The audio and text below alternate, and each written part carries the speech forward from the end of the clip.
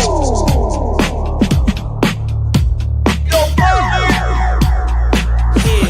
we go.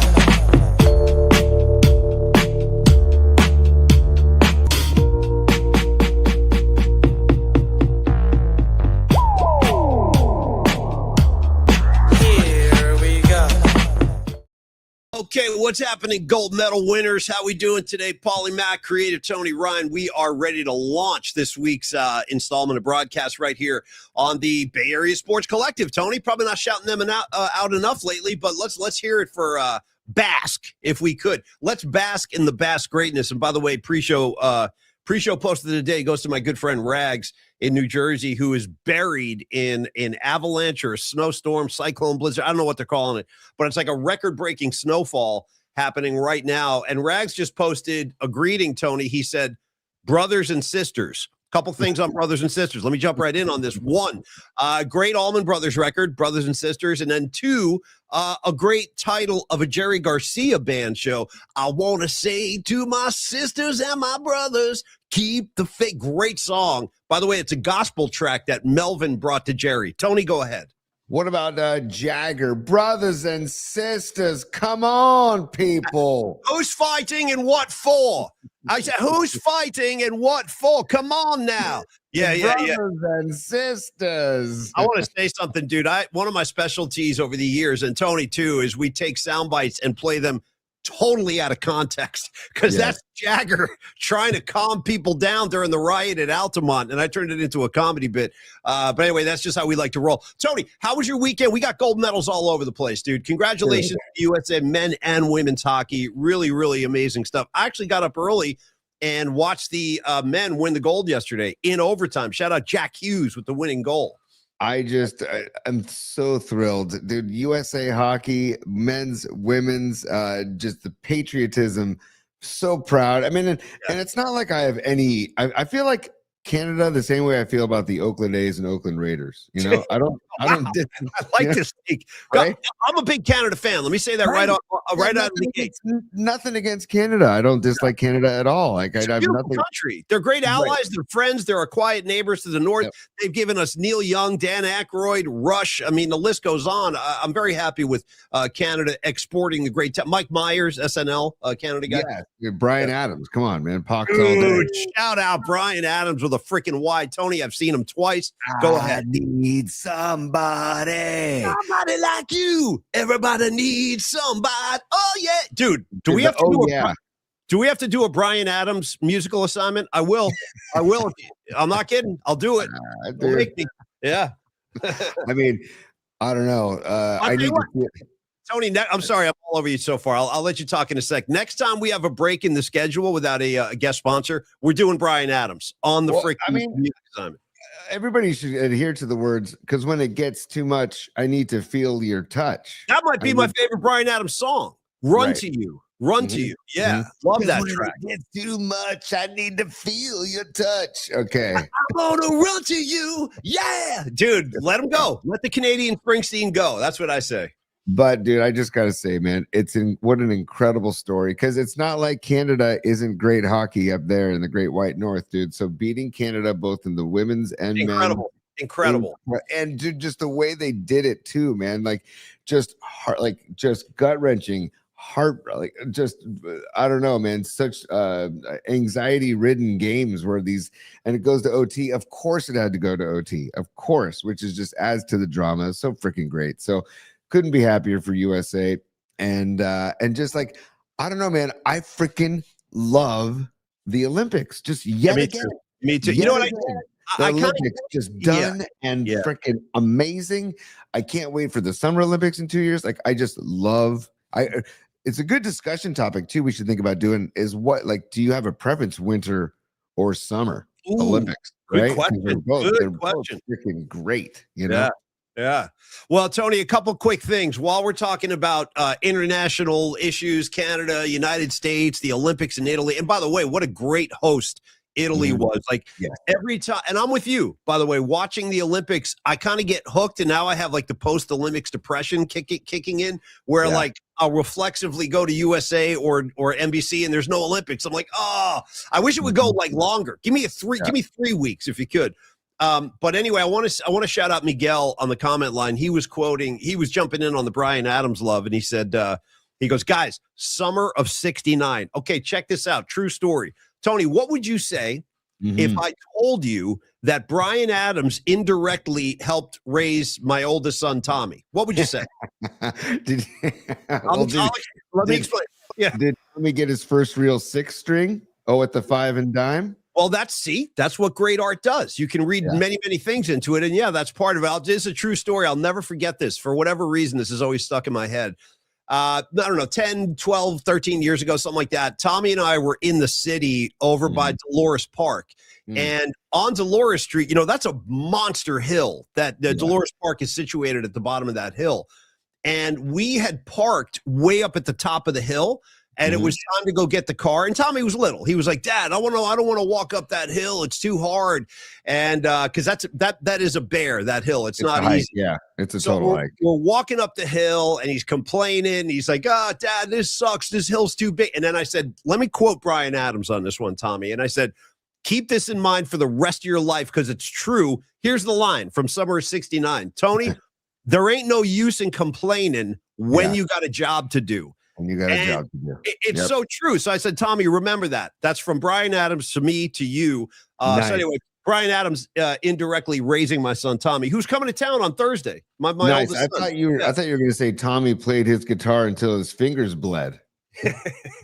Well, in his case, it would be my fingers bled. Was the summer of '69. Bam. Oh, yeah, dude. Yeah. So, hey, man, by the way, does Bryan Adams ever do like national anthems at Canadian like hockey games? Or I would be willing. I would bet that he has at some point. Probably like the Huey Lewis of Canada, right? Where it's just get him out to do some national anthems to represent. Oh, and totally unrelated. What? No, give it to me. What? No, it has nothing to do with anything. But I saw my friend Ryan Fletcher sent a great logo of Rush and Fish. Because remember I was telling you Rush and Fish are playing MSG. Yeah, so I'm telling you there's going to be some interactions. I'm telling you right now. I sure freaking hope so, man. Because, here it is. I can show it. Look at this Rush Fish combo logo here. That's pretty cool. That's pretty freaking cool. Yeah, that's not bad. That is not bad. Has Max seen that? Our good friend Max is a monster Rush fan. Has he seen that? Yes, he says I need that shirt. But dude, I do too.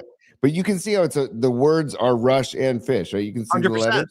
100%. Okay. Yes. It's really well done. Whoever came up with that's pretty badass. But anyways, totally nothing to do about anything. We can go back to Olympic gold, Paulie. Go back to Olympic. By the way, did you see any of the interviews of Oakland's finest, Alyssa Liu, since she won the gold? She's a piece of work. I can't get enough, dude. I've been sitting with my daughter Olivia saying, Olivia, here's a role model. Get her, just stripe your hair like her. Get involved like her. Like I seriously catapulted to my fandom for Alyssa Liu is just skyrocketed in 2 weeks, man. Couldn't be a bigger fan. Yeah, I think the whole country's kind of fallen in love with her. And that you're right. That's what's great. That's one of the great kind of byproducts of the Olympics is that all these heroes emerge, and you've never heard of these people when the Olympics start, and suddenly they're a household name. She would be a great example. Like when we were kids, Tony, you might be a little too young for this, but Rags and I, oh, baby. Summer Games of 1984, we were both kind of in love with Mary Lou Retton, the girl who won all those gymnastic things. I don't know, I had a big crush on her. We were like 14, 15, and Rags and I, we talked a lot of Retton in the summer of 84. And one more thing about the summer of 84 games while I'm talking about that is that was the last time, to my recollection, I'm pretty sure this is accurate, that was the last time that the USA men's basketball team had all college kids playing. They started going to the pros after that, and I'll never forget that team. Tony was coached by Bobby Knight. You had, listen to this lineup, dude, of college ball players on that team. You had Patrick Ewing, Michael Jordan, James Worthy, Chris Mullen, Mark Jackson. And I mean, I personally think the Olympics should still be amateurs. I know that has changed, but I liked it when college kids were playing and amateur athletes competed. I just thought that was more special. There was a definite hunger. It felt like, although last Olympics with Curry and that team, man, it's hard to argue against that team. But I hear you, Paulie. I definitely hear you. But I got to say, I just wanted to shout out. You mentioned Mary Lou freaking Retton. When Uh, you talk Mary Lou Retton, we got to give some love to like the other female gymnasts like Simone Biles, Yeah. Carrie Strug. Nice struck. Yeah, yeah. I'm blanking on the blonde. Do you remember the blonde gymnast in the Olympics? Gosh, oh man. What was her name? She was blonde. She was such a badass. What era? Like what era? When are we talking? 80s, 90s, 2000s? Like No, when? Sean Johnson. Yeah, Freaking Johnson, dude. She was a yeah. badass. By the way, I totally unrelated to what we're talking about, but I've noticed that Dom Peralta, I think, has put together a poll on YouTube. Vote summer or winter Olympics. Fareed Robot Centaur is predicting summer Olympics is going to run away with it, but I don't believe so. Wait, say again, summer's going to run away. Yeah, I don't know, though. I'm a big winter games guy. I like the skiing. I love the hockey. I like the bobsled. Dude, I was watching bobsled the other day. Those guys are freaking animals, man. Yeah. A 4-man bobsled, they got to get that thing rolling, and then they're going around those turns at like 40, 50 miles an hour. It's crazy, dude. I love the winter games. What do you want?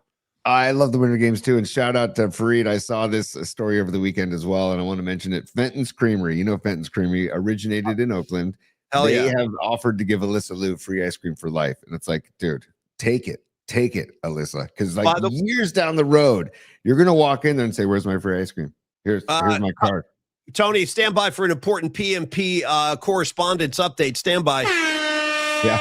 This comes courtesy of the South Carolina chapter of the Polymath Particle universe. My main man, Chuck Acquisto, that's P1 Chuck to you and me. He has heard your plea, and he's emailed the show a copy of Bryan Adams singing the national anthem. I'd like to see that ASAP if I could, if you don't mind. Could you bring that up, T? Stand by. Yeah. We also have a Twisted Sister video to get to. We also have a Motley Crue Smoking in the Boys Room to get to later on in the show. Hell yeah. But stand we're going by. to talk, by the way, kids, we will talk Warriors. We will talk Giants. There's news on both fronts. And some Niner questions, actually, I know Tony has. But hold on. First things first, I want to see Bryan Adams singing the. I don't know if this is American or Canadian. I assume it's Canadian. Level, yeah. Where the Royal Canadian Mounted Police C Division ceremonial troop join Canada's musical ambassador, A&M recording artist, Vancouver's own Bryan Adams.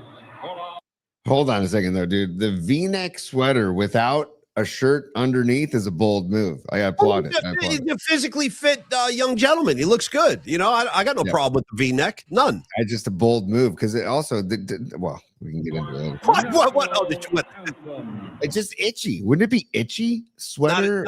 Not if you're cool like Bryan Adams. You're itch-proof, you know? Yeah. Definitely. Well, if you've ever manscaped and then you put on a T-shirt or sweater, it's not a good feeling. So hopefully you didn't manscaping upstairs or downstairs? Both. If you're going to do upstairs, you might as well do downstairs at the same time. So it's all uniform, you know? Okay. Yeah. Come on. Hell yeah.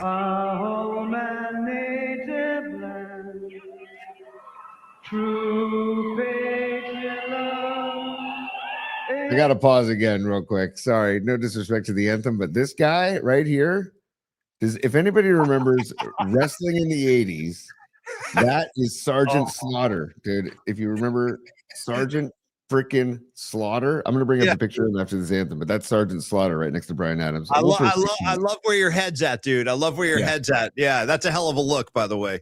Here we go. Yeah.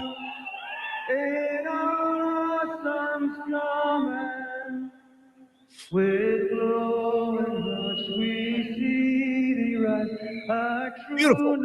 strong and free. Let him go. We stand on guard, oh Canada. We stand on guard for Tony, great line. God keep our land. God keep our land. Hell yeah. Glorious and free. Glorious and free. Tell him, Bryan. Tell him. Oh, Canada, we stand on guard. I love their anthem. Look at Adam. All business.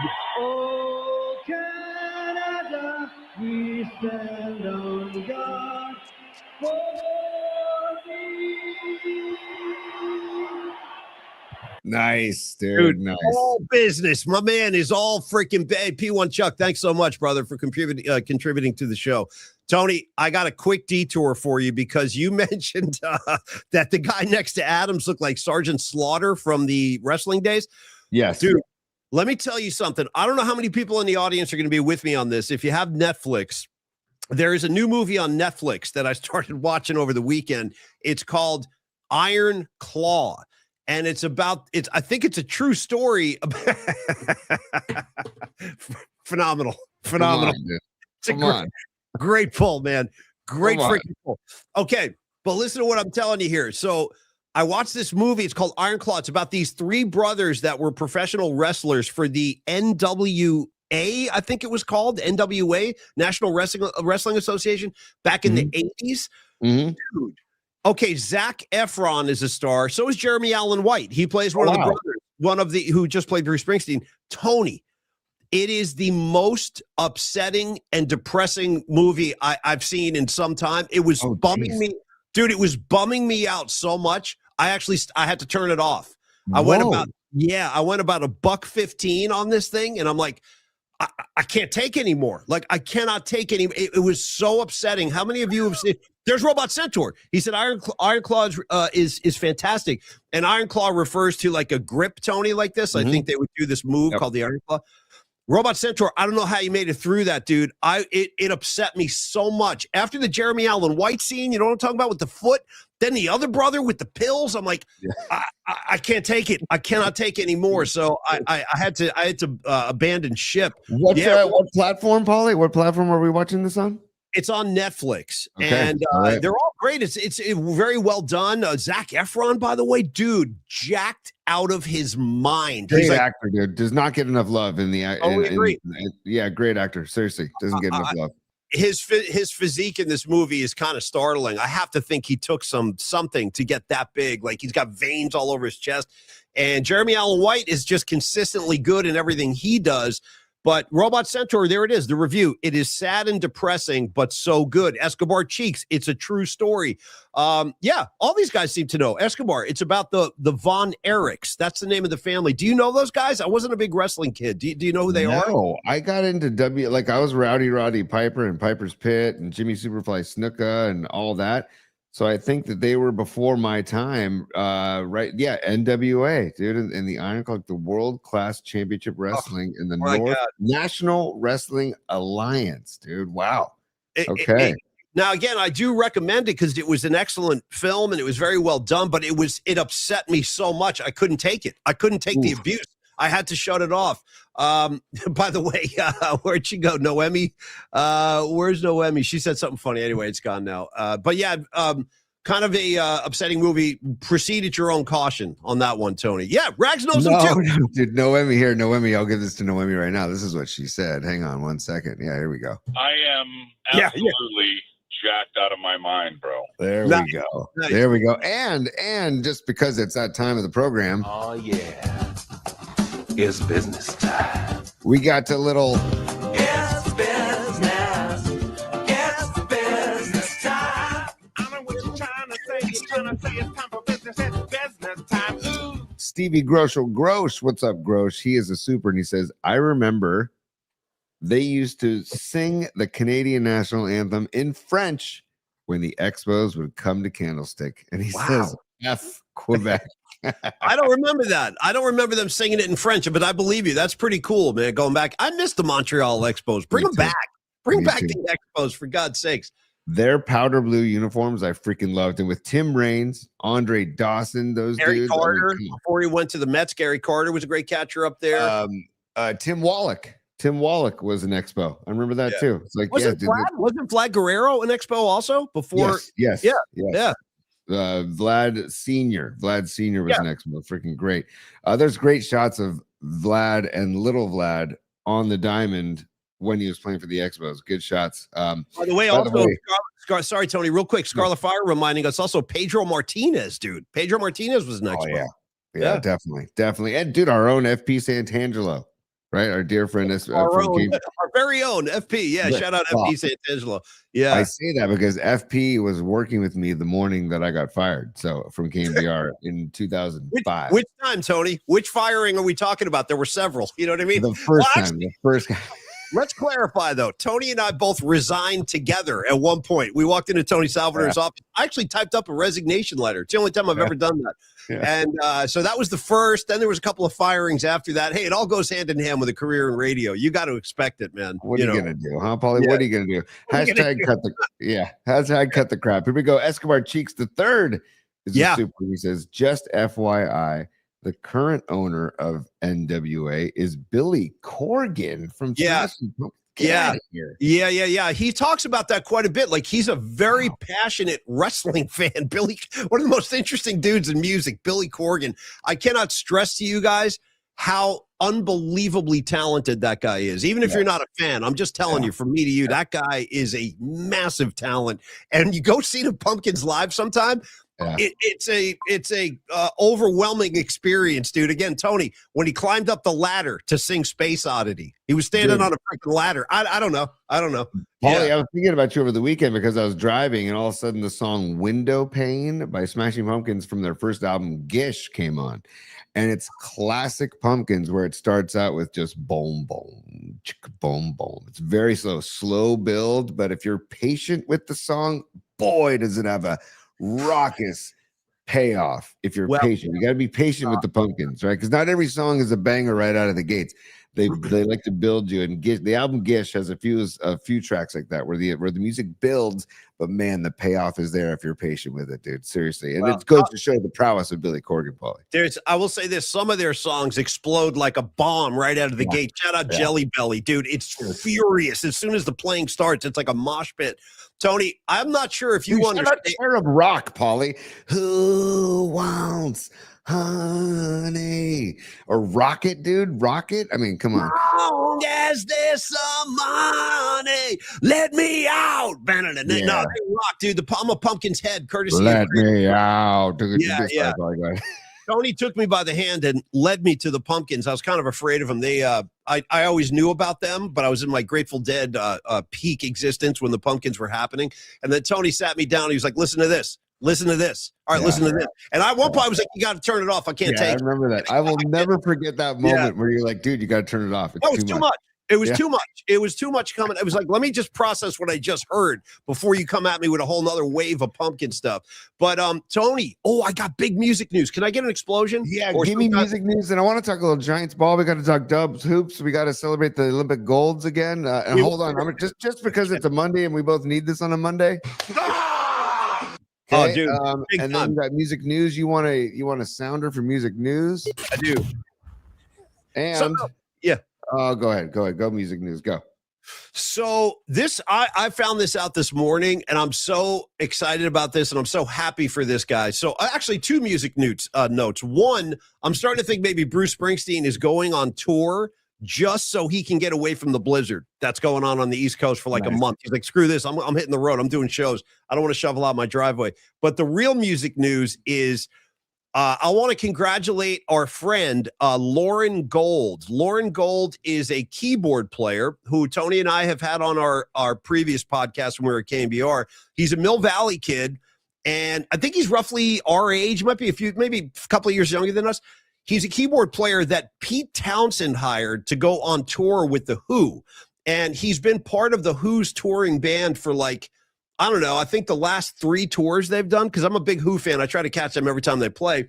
And the great thing about Lauren Gold is when they gig in the Bay Area, he always wears a Steve Young jersey. Like during the gig, he'll always wear that Steve Young jersey. Dude, ready for this? Yeah, there he is. There's Lauren Gold right there. And he was a big KMBR fan back in the day. That's how we met him. He used to listen at night. He lives in Mill Valley. Dude, ready for this, Tony? Geddy Lee and Alex Lifeson just hired Lauren Gold to go on tour with Rush. Whoa. So, yeah, and it's different because this is the first time in Rush history where Geddy Lee is not going to be saddled with playing keyboards because he plays keys, he plays bass, he's a lead vocalist, he's got his hands full. And he was like, you know what? Screw it. I'm going to let this other guy play keys. I'm just going to focus on playing bass and having a good time on stage and singing all the songs. So, Tony, I just wanted to congratulate Lauren Gold on being hired by Rush. Isn't that amazing, dude? Like, incredible. Wow. And dude, I mean, to get hired by those two dudes to play that music tells you everything you need to know about Lauren Gold and the chops he has to be able to go on tour and play Rush music live. I mean, how about- with those two savants, dude. Yeah. Well, how about his resume? You know what I mean? What have you done in the last 10 years? Well, I did 3 tours with The Who. I'm going on tour with Rush now. I'm keeping busy, you know? So anyway, dude. congrats, Lauren Gold. I'm very happy for him. Maybe we can reach out and try and get him on the show before he That's he a great goes on- call, Paulie. Yeah, we should road. we should definitely reach out to him. And also shout out to 2026 and the music calendar that is taking shape. Thank for God. the year 20. Yes, Thank goodness, Paulie. Bruce coming up in what, 2 months? We got I've got Fish just announced their summer tour, and they're back at Dick's, which is a big deal for me in Colorado. We got Rush going back on tour. Like, it is fantastic, and there's more to come. I know there's more to come. Paulie's going to hit Taylor Swift on the road before they get married. It's going to be really I'm going to take a couple of weeks off. I'm going to tour with Taylor Swift and sell falafels in the parking lot. I just want to see as many Taylor Swift shows as I can. Tony, you want to know why? Because I want to see the exact same set every single night for 2 weeks. It's fun. Dude, the same dance moves, bro. Like, let us play the game. That's all. Patrick Mahomes and Mrs. Mahomes, I'm sure, will be at some Taylor Swift shows this summer. I'm sure. You mean Mrs. Patrick Mahomes of the Sports Illustrated swimsuit cover? Yes. That Mrs. Patrick. And by the way, can I vent for a moment of the newly crowned segment, Cut the Crap, which we need to make an open for and actually do a formal segment, Cut the Crap? Yes. Hey, ticket bots. Hey, Ticketmaster, Live Nation, whoever owns whoever runs whoever, the Springsteen tickets are astronomical, dude. Give me a taste. I haven't even looked. I got hundreds of dollars for behind the stage or nosebleeds. We're talking, and it's just like, what? And if like, I know it's not in Bruce's control. I know that for a fact. But like, it's just maddening how these bots swipe up all these tickets and instantly they put them on the resale market, and it's just, we're screwed. You're screwed. Well, there's always a way. If you really want to get in, there's always a way. And I will say this: Bruce made sure that there are tickets that he had. There are different like tiers of pricing. There's the floor. I could do without the floor. I'm a 100 level guy. I like having a chair. I like having that kind of vantage point. But he also had tickets marked for $75. Like the cheapest seat is $75. And a little secret from me to you, as a longtime Bruce Springsteen fan. Sitting behind the stage at Bruce is one of the best places to be. I'm just telling you that right now. I've done it. It's amazing because you're so close to the stage. You're basically sitting on top of the stage, and the vantage point is amazing because Bruce has no staging at all. It's just gear and open space. So the seats behind the stage, you have a very clear view of the band. I'm just saying, Tony, if you get an opportunity to get a ticket behind the stage, jump all over that. You'll thank me. You will. So, Paulie, the reason why I love Dick's so much, seen Fish at Dick's, which is the soccer stadium for the Colorado Rapids in Denver, Colorado, outside of Denver, Colorado, is it's GA, right? And so every time I go to Dick's, I walk behind the stage because what you're talking about too, Paulie, being behind, because you get to see what they see. Yes, and you're looking out at the whole crowd. It's pretty amazing. It's pretty amazing. Yeah. Yes. And Bruce is very cognizant of turning around and acknowledging those fans multiple times during the show, which is great. Yeah, and they do have screens back there too. So anyway, I'm just saying, if anybody got shut out of Bruce, I get it. It was a tough ticket, but there will be, if you have an opportunity to get a seat behind the stage, jump all over it. You will definitely thank me. So yes, Paulie. And by the way, like you said, I don't have a ticket yet, but I'll be there. And not worried about it. I know you'll be there. And you know what? I already know of several people that have an extra. So I already put a request in on your behalf with somebody. I don't want to give his name away, but I know somebody who has an extra. And I said, Tony's looking for one. So nice, dude. Awesome. Thank you, Paulie. By the way, see how I just gave you thumbs up? We didn't talk about this pre-show, but I got this big thumbs up from a 6th grade basketball referee yesterday because I never do this, man. I love this. I actually yelled. I yelled at a ref because my son fouled out of a game yesterday, dude. 5 fouls. Big Dom. Okay, throw those elbows, dude. Throw those elbows. You do what you got to do, Dom. Yeah. Oh, dude, and he was pissed because I would say 3 of the 5 were not real fouls. They're like, and anyways, but so I just yelled, and I never do this, man. And after I did, I was like, oh damn, I shouldn't have done that. But I yelled, come on, ref, it's got to go both ways, like that. Yeah, that's fair. I've said stuff like that. Yeah, that's reasonable. I But got I no problem. didn't say it, Paulie. I yelled it, right? And you know how loud my voice can be when I yell. So all I got from across the floor was he just looked at me and gave me just from across the floor a big thumbs up like that, dude. I would have been like, you know what? Meet me in the parking lot after the game and give me that thumb again. Let's see where this goes. You know what I mean? Like a couple of guys working it out in the parking lot. Let's see if you want to give me a thumb after the game. Yeah. Yeah, it's fun. You know what? They should never let a kid foul out of a game. Let the kid That's play what ball. I said, come on, man. It's got to be egregious. It's got to foul a kid out of a sixth grade basketball game. Oh, and by the way, shout out to my daughter's game on Saturday, because Dom had a game Saturday and Sunday. But on Saturday, I coached my daughter's fifth grade team. We got crushed, and this team's a very good team. And they have this one girl who's draining legit grade school 3-pointers on us. How old is she? How old are these kids? The girls draining threes? 10 years old, fifth grade. Wow. So much respect to this girl and this team. And I'm not going to say the school's name because we'll just leave it out of there. But they're up 30-8.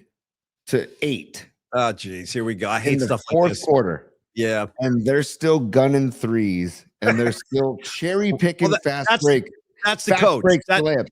That's what I said. And so I finally yelled over me and the other head coach, shout out Adam, who's a great dude, by the way, Adam Friedenbach. We both yelled, are you going to call the dogs off anytime soon, coach? Right. Like, what are we doing? And Right. he's sitting there, dude, he's sitting there all smug with like a Starbucks coffee in his hand while he's coaching.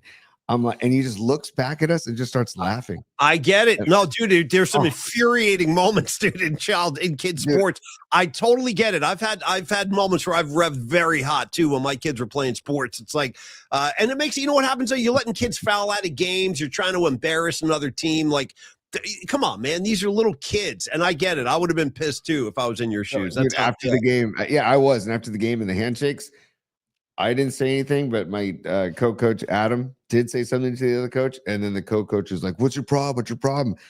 And I just looked at go, "Coach." Well, my problem is you guys are running up the score on little kids. How about you cut the crap, like you said? Call the dogs you're up. Bombing three. You're up 25 points, and you're bombing threes. And he goes, "Well, our girls were having fun," and I go, "It's fifth grade basketball, dude. What are we doing? Like, what are we doing? Again, another segment. What are we doing? We're coming up with." Yeah. Oh, that's a great idea for a segment. Write that down. What are we doing? Write that down. Don't lose that. I love that. That has a lot of potential. Our new segment. What are we doing here? By the way, Pine Needle checks in. Our good friend Pine Needle. What's up, Pine? He says Tony is a fireball as a coach. I can only imagine. I get it. Well, he's passionate, and I would have been extremely pissed too if my kid was involved in an ass kicking like that, and the other coach is still telling him to step on the gas. It's like, cut the crap, dude. This ain't the Olympics. This ain't the NBA Finals. We're trying to teach these kids how to play sports. You don't have to embarrass the other team, you know? Well, especially when you're running it up, and it's like they were. Do you know what cherry picking is? When like they have two guards like run down the court and like they're throwing these bomb passes. It's like, what are we like? Nobody's getting better. Nobody's learning anything. And I hope you feel better for just kicking the living crap out of us, and that your girls feel better leaving the gym. But it was just like, what? This is couple quick things. Okay, I want to forecast the show a little bit. I want to get into a stellar design spot here in a second, but I also want to talk Giants baseball, and I want to talk about that Warrior win yesterday, because that was really impressive what the Warriors did yesterday. By the way, NorCal Refrigeration, Tony, do you coach with one glove on? Legitimate question. Oh, Tony frozen? Tony's frozen. Oh, look at him, poor bastard. Tony, I don't know if you can hear me. You're going to have to dump out and come back. Look on Tony's face. It's making me laugh. Okay, Tony, abandon ship and come on back. I'm going to start doing the stellar design read for Don Peralta. I'm just laughing at the look on his face, man. Oh, my God. Okay.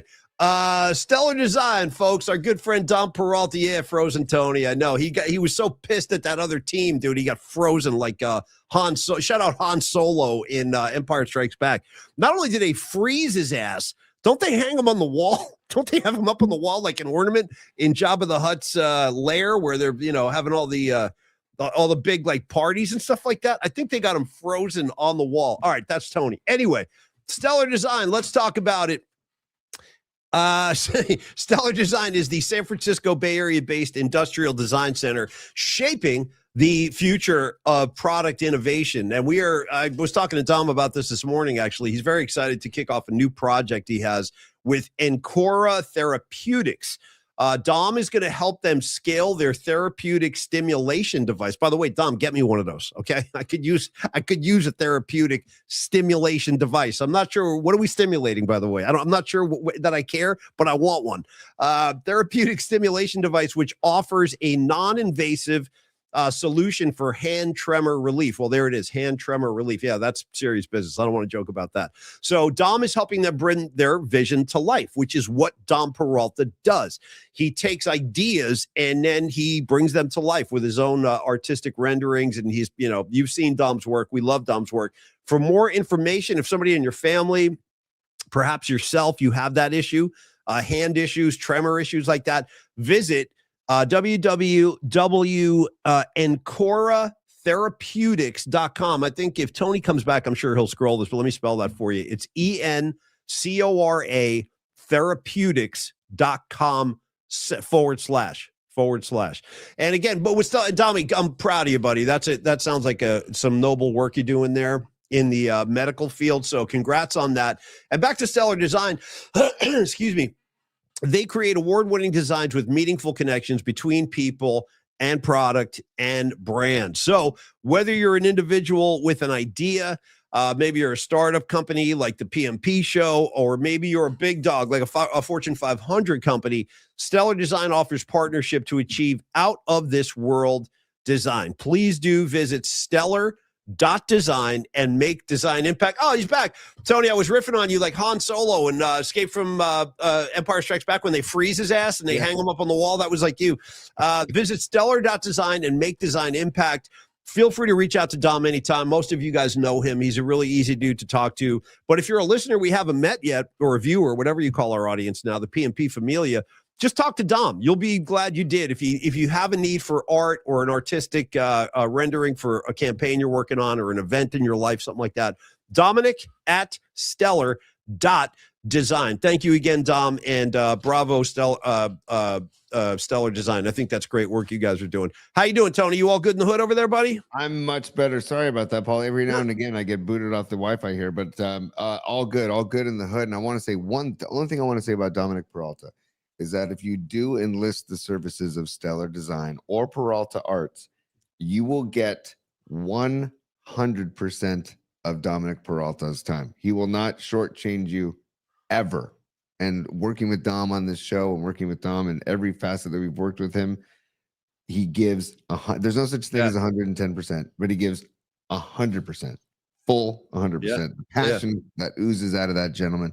Can't thank him enough for being a partner on our show, Paulie. That's all I just wanted to read. The three P's with Dom Peralta. Actually, make it 4. Peralta, poise, passion, and productivity. I'll throw that one in there too. Thank you, Dom, for all you do. Tony, I want to talk Giants and I want to talk Warriors, but before we do, because you had such a hard time yesterday, because this jackhole coach was over here telling his kids to launch threes, let's break the tension.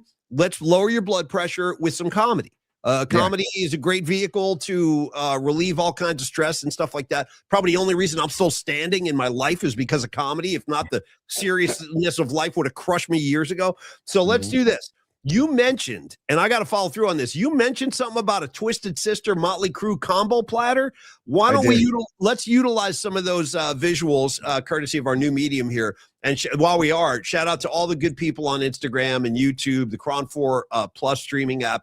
Also, Musk, dude, what is this, week 3, you jackass, dude? Let's go. Fix freaking Twitter. And okay, hold on. Oh, already, dude, I'm loving it, dude. There I am in the front row, 100%.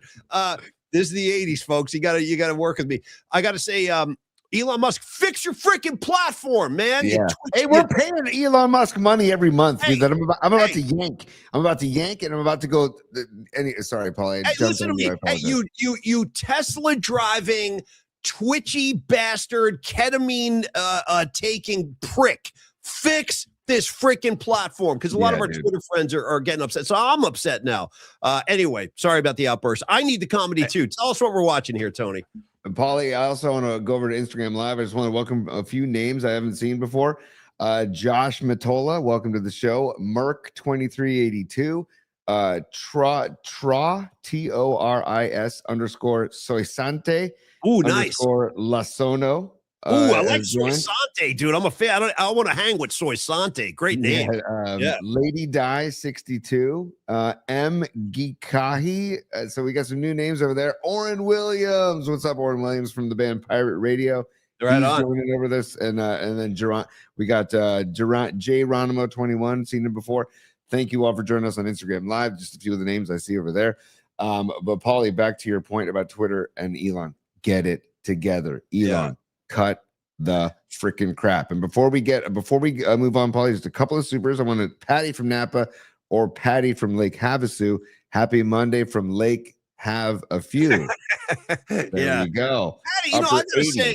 Yeah, Patty, congrats to you and Mikey. She's really living the good life, man.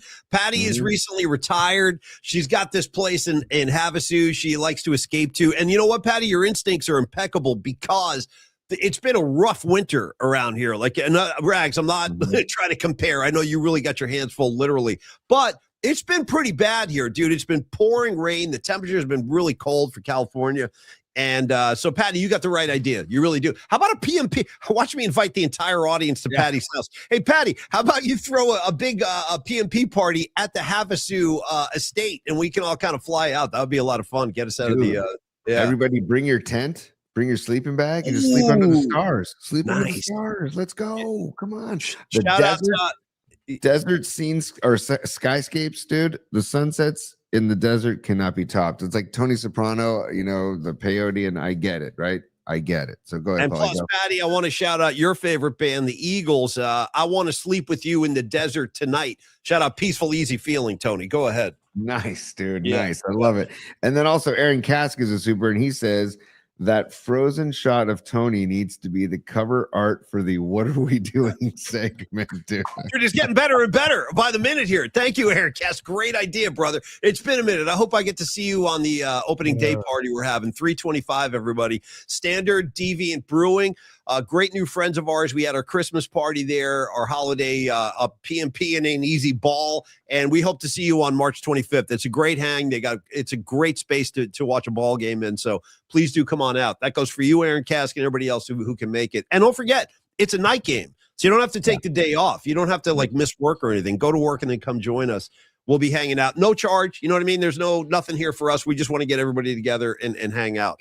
Okay. Hey, Paulie, 2 notes on that thing too. Fantastic beer that's brewed on site by Standard Deviant available. And also Neil Donardi and Longbridge Pizza will be doing a pop-up bacon slinging pies right out front like they did for the holiday frolic as well. So it'd be a great time to be a Giants fan. Hey, they're going to be 0-0 as we go hang out. They will not have a loss under the belt or a win under their belt yet. Hopefully they can I don't know, man. I don't know. Yankees 5:15 first pitch, and then an off day on Thursday, and then they're back at it 1:35 on that Friday, the 27th. So looking forward to Giants ball. We can get into their spring training debut in a second, Paulie, but I know you got something. Go for it. Well, I do. I got 2 things now. One is just a comment, and the other one's a complaint. So stand by before I'm going to launch a complaint here in a second. One, if you're talking 0-0, you said the Giants will be 0-0. Shout out Robert Parrish, the chief with the Celtics. By the way, how about the Warriors letting him get away back in the 70s? Yeah, we don't need him. Go ahead. The guy's in the Hall of Fame now. He's got 3 rings.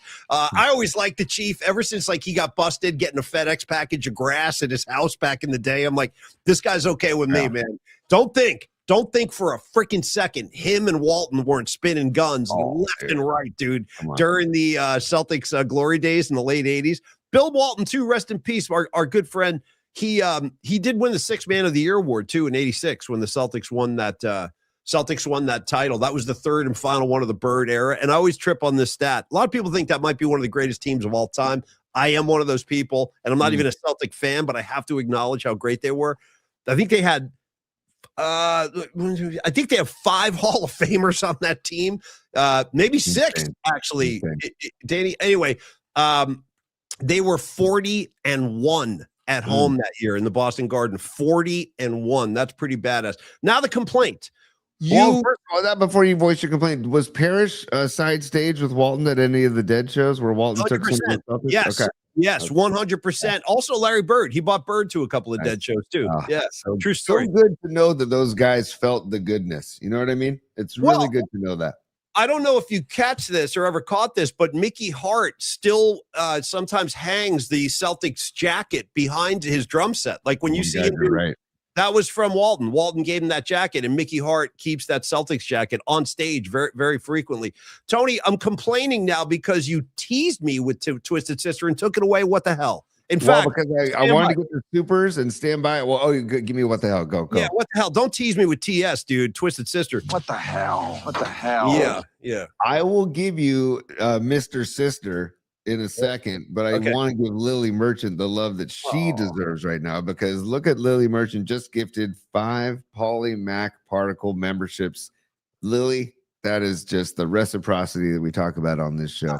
Thank you so much, Lily. And Lily is one of the kindest souls that we've ever met in this, involved in the PNP Familia. So thank you so much, Lily. It's incredibly nice of you.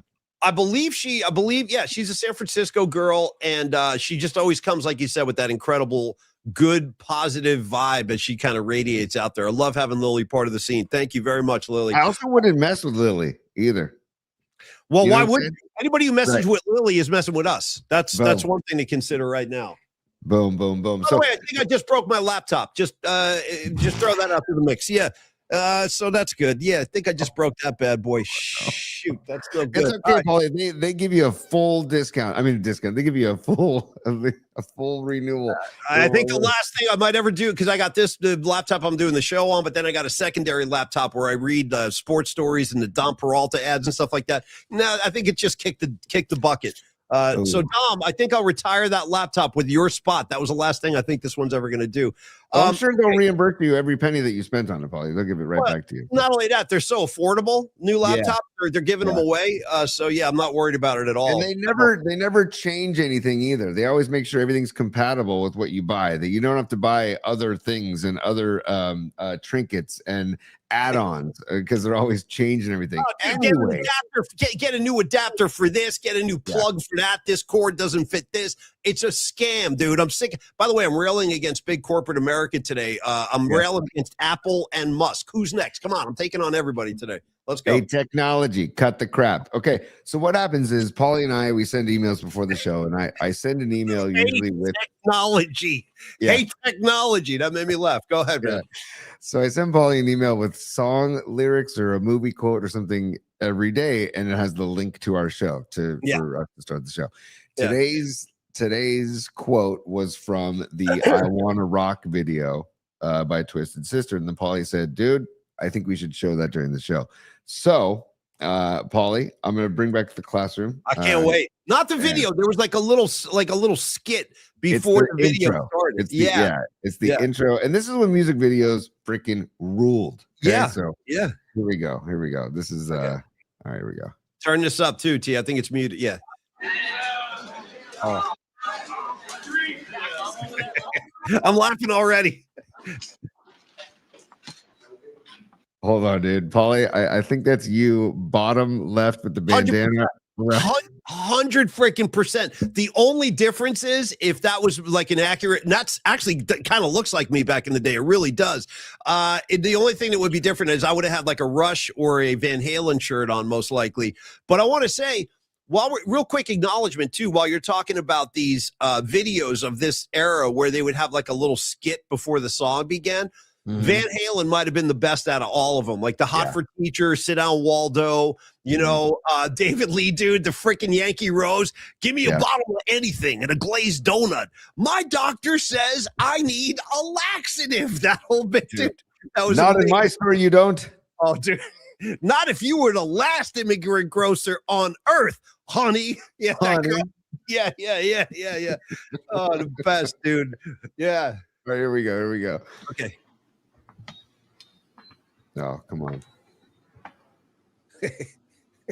Yeah. Hello, students. Oh, God. School has begun.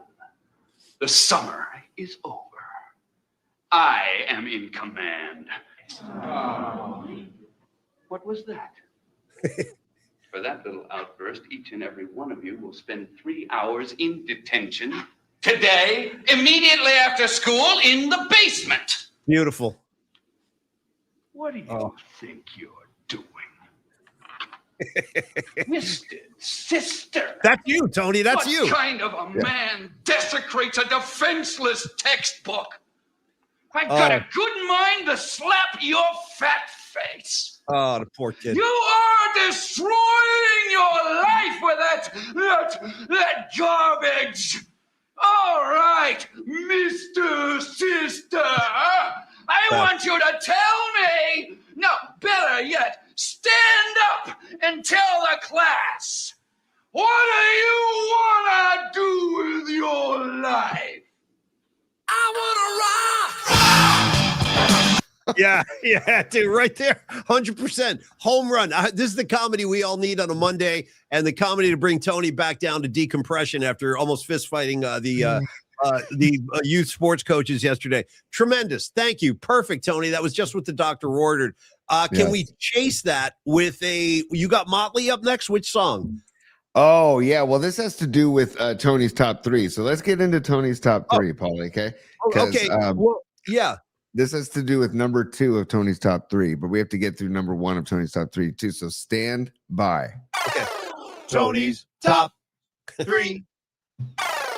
Tony's top 3. Tony's top 3. Ooh. Oh, the groovy, chill vibe of a duck feeding. By the way, I've been promising to talk about Giants and Warriors, and I think we might do that on the top 3. I don't know what Tony has in store, but let me say that I want to at least just shout out Podemski from yesterday. That I can't believe. First of all, I can't believe the Warriors won that game. That was a huge win. If you guys are watching, they were trailing the entire game. Then all of a sudden, the fourth quarter, they exploded. Podemski had 15 points. In the fourth quarter alone, he had 33 on the game. And then what sealed the game was they went on a 15-0 run in the fourth quarter. I think they really needed that. I think I needed that as a fan. Just great to see them get a nice win like that on their own floor against Joker and the Denver Nuggets. And they're off today in Denver tomorrow. Okay. Excuse me. New Orleans. They're in New Orleans tomorrow. Tony, proceed, please. Props to Podemski. Props to Moody dropping 23. Props to Al Horford dropping 22. Yep. Props to Steve Kerr having this Warriors team with no Butler last night, no Curry, no Draymond, and who else were they missing? They were missing no Porzingis. Some guy named Steph. If you didn't mention him, no, I said Steph. I said Steph. My No bad. Porzingis. No Porzingis. So all 4 of those guys missing. He's got the team at 30 wins and 27 losses. Anybody who complains about Steve Kerr can just take the double guns and go, because I got no time. I got no time for what he does, what he gets out of these players. That I don't know if they do this anywhere else, man. I really don't know if they would do this anywhere else. And Podemski, 12 of his 18 were in the last 5 minutes of the game, Paulie. And can we? The conversation might have to be: is Jokic the best player to ever play the game, dude? Because listen to this, Paulie. 25 points, 20 boards, 12 assists. Dude, that's his 5th triple-double in 7 games. He is something else. And the thing about, I think like people have already kind of taken him for granted, like because he's so consistent that I really believe this. If you wanted to, you could award him the MVP every freaking year, because by definition, it's not about your stats. It's not who scored the most points it's the most valuable player on your team. And that is, you can make an easy case for the Joker. And real quick, Tony, because you mentioned Butler, I just want to make sure people saw this. Did you see Jimmy Butler's little press release that he posted the other day? No. It was amazing. Okay, I think it was on Saturday. You guys go look for it online. It'll be easy to find. Tony, Jimmy Butler released like a statement to the fans, and he was like thanking the fans for supporting him. And he said basically, it was very encouraging. He goes, guys, this thing ain't over. Just know that I'm going to get after my rehab like a freaking animal, and we will be back, and we're going to take another run at this thing. So it was really like an optimistic view from Jimmy Butler. And I kind of needed that from him because I miss Butler. You know, Curry's not on the floor, like we said. And anyway, go read Butler's thing. It was really, really cool. Dude, I'm a Butler fan. Seriously, Me too. just a Me Butler freaking fan. And come on, make a move in this summer, because this season, who knows what's gonna happen this season? But make a move this summer and give Steph one last true, real freaking surge at a ring, man. That's what I'm really hoping for. But I just tip my cap to Joker, dude, because that was his 19th triple-double this season, Paulie. His 183rd of his career. The guy is just a freaking stud. And the fact that the Dubs won that game, regardless of his triple-double, it's just, I don't know, man. That was a great, like you said, great win for the Dubs last night in Pajemski, man. Santa Clara's own Pajemski, I might add, by the way. No doubt. I love Bronco basketball. I love supporting the Santa Clara school, because I kind of feel like they're a little bit in the shadow, obviously, of Stanford and Cal and all the bigger schools. But, dude, and against our very own Brent Jones, dude. Brent Jones is a Santa Clara product. So Steve Nash. Broncos. That's all I got. Yeah. Steve freaking another Canadian, by the way. Shout out Steve Nash in Canada. Yeah. Absolutely, dude. So getting to a quick top three here, Paulie. We've been talking off mic for a few days, and we've got text threads about it, and the whole Max Crosby, Max with 2 X's, by the way, 2. Max Crosby. Do you need the second X? I'm wondering if you really need that second X. It's like Nikki Six, SIXX. I'm not sure Max Crosby really needs that extra X, but I'm just kind of commenting on his name. That's all. I'm kind of down with it. I'm kind of down with the double X's. And if I were him, I would take the Crosby off my jersey and just put MAXX on the back of my jersey. Just be Matt. Yeah. Right? Yeah. But do you want the Niners to make a deal to bring Max Crosby to San Francisco, or to Santa Clara, excuse me? Yeah, just the aforementioned Santa Clara. I'm a pro Bronco guy. I'm not a fan of the Niners being in Santa Clara. Let me just clarify that. I don't need a whole lot of Santa Clara Niners. I think we've had our fill with that in the substation. Yes, Tony. And by the way, another oddity I just thought of with Max Crosby. Tony, consider this, ponder this when you're rolling up your next piece and enjoying a puff and considering life's mysteries. How about the fact that Max Crosby spells his name MAXX, 2 X's, but yet when he's on the field competing, he only has eye black under one eye. Interesting. Interesting. 2 X's, 1 eye black. I'm just throwing that out there. Food for thought. By the way, eye black has become purely a fashion statement. I mean, it literally was introduced to sports as a thing called no glare, because it was supposed to help take the glare off of like lights at night or the sun. Correct. Now we got just one eye. We got guys that will literally cover their whole face on both sides. That's a little much, isn't it? I know. Yeah. Paulie, I've coached against kids, or actually some of the kids that I actually coach will show up with like literally like they put it all over their fingers and just went like this, whoosh, down their face. So to each their own. Anyway, you got to anyway you got to just kind of be yourself and kind of show yourself. That's fine. Express yourself. As Madonna said, express yourself. Don't go for second best, Paulie. Put your love to the test. I will put my love to the test. If the Material Girl's talking, I'm listening. Although I got to tell you, I'm so like, I mean, listen, it's her life. She can do whatever she wants, but she's turned her face into some weird, I don't know what it is. I don't even know how to comment. And she was such a beautiful woman. I like Madonna. I really do. Me too. Don't even get me going on Borderline, dude. Borderline. You made me my lucky star. That's what I was going to say. I remember my friends in Boston put on Lucky Star. But yeah, you must be my lucky freaking star. And I want to do a side topic right here real quick, courtesy of my good friend Miriam. She goes, if you're talking eye black, you got to shout out Will Clark as one of the greatest eye black wearers of all time. Great call. You know who else belongs way up there at the top of the list? Tom effing Rathman. He used to just smear it on, dude. No fashion statement for Rathman, but he always had the eye black. He looked like a badass with that eye black on. Tony, your favorite eye black athlete? Go. It's probably Will Clark. It's probably Will Clark. Honest to God, like I used to wear it, and I used to wear they used to call flip up shades, where they were shades that the guys in the 80s used to wear in the bigs that you could flip them up or down, right? Sure. And now they just wear Oakley blades or whatever accompanied. Well, you got to have the appropriate drip, Tony. You need a couple of oven mitts. You need the Oakleys. You got to have all the stuff, of course. Dude, by the way, look at this though. I just did a quick Will Clark eye black search online, and look what I just found right there. Look at that. Somebody, beautiful. It's a baseball card. Somebody applying the eye black to Will's face. That's freaking great. So it's a great call. Great freaking call, and Will Clark being the eye black wearer. Paulie, back to the matter at hand. I saw Robot Centaur said that Ice Cube said express yourself. Yes, he did. Express yourself. Yeah, totally. Yeah. Express yourself. Yeah, totally. Yeah. Great baseline. Paulie, Max Crosby. Do you want them a couple of first round? The Raiders said they're willing to take 2 first rounders and a premium player for Max Crosby. Would you want the Niners to trade 2 first rounders and a premium player? Hey, you got Brandon Ayuk just sitting there. I'll give you Ayuk. I'll take him. Freaking take him. By the way, dude, I don't know if this is like a scam or not. Did you hear about this Brandon Ayuk ice cream cone thing? Did you hear about this? Do I want to? No. What the hell? So how many people, can somebody tell me if this is a real story or not? Because I saw this several times over the weekend, and I'm not sure if I was being riffed on or if this is a real thing. Apparently, Brandon Ayuk, Dom is saying Brandon Ayuk with ice cream and Robot Centaur. It's so dumb. So, Tony, over the weekend, Brandon Ayuk got this is his contribution to society now.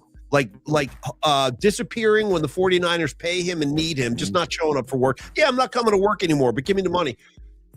Tony, he bought an ice cream cone, filmed it live on Instagram, and he just held the cone while it dripped and melted all over his hand. Tony, no commentary, no words for 9 minutes. He stood there with an ice cream cone melting all over his hand. I thought I was starting to get concerned for his mental health at that point. I'm like, I wonder if this guy's okay. I don't know what he's trying to prove or what that means, but was that real, you guys? I think it was. They're saying yeah. I don't think the Raiders are going to want him. I'm like, yeah, we got our own ice cream in Vegas. We don't need you. But yes, to your original question, I would take Max Crosby, of course, for draft picks. I think that is one of the things the Niners really struggled with last year is they couldn't put pressure on the quarterback. They had no pass rush, no Bosa, no Dice. I'd like more from Bryce Huff, too, while we're talking pass rush. Like to see him stepping up a little more. You cannot win in today's NFL if you let any quarterback, I don't care who it is, you let any quarterback stand in the pocket and find receivers, you're going to lose. You're going to lose ball games. And that is something the Niners have to improve upon is pressuring the quarterback. So, yes, I want Max Crosby. Yeah. 2 things, Paulie. 2 things real quick. I might as well. Utah, give me 2. 2 things, Paulie. First of all, if Brandon Ayuk had accompanied the video with ice cream, wanna lick, psych, that would have been one thing. And a little shout out to Eddie Murphy, but he didn't. I thought you were going to say, what about Van Halen 1? Summertime, sit back and need something to keep you cool. I'm your ice cream man. Stop me when I'm passing by. Great track, Ice Cream Man. All my flavors are guaranteed to satisfy. You know, and by the way, the acoustic guitar intro, David Lee plays that. You know what he called the thing? It was called a Dave-sicle. Like a popsicle, a Dave-sicle. Yeah. Let me grab my Dave-sicle right here. Yeah. Did you know that? The Dave-sicle? No. Yeah. All my flavors are guaranteed to satisfy. Oh, man. Boom, boom. Yeah, and then Eddie just goes mental, dude. Eddie's like a freaking lion let out of a cage on that song. Yeah. 100%, Paulie. So that was number 1. And number 2, would you rather see Crosby and Bosa on both sides of the D-line or the Bosa bros?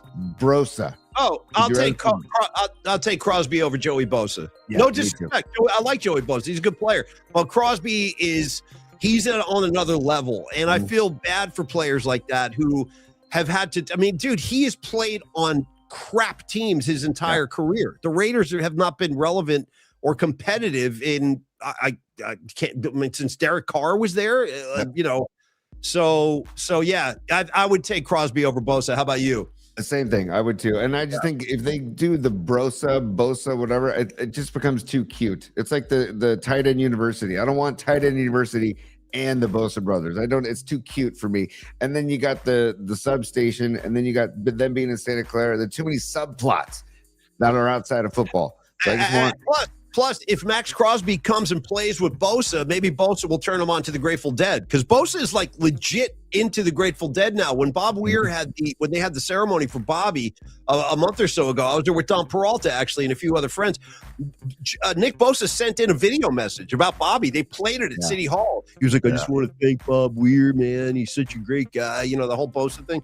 So that's like the new slogan for the 2026 football season. Make Max Crosby a deadhead and win me a Super Bowl. For God's sakes, let's go. Oh, dude, seriously. Yeah. Okay, so moving on, number 2 of Speed 3. So Paulie, over the weekend, and you alerted me to this. I was not aware of it, but Andrew Baggerly, I guess, had some comments about Vitello.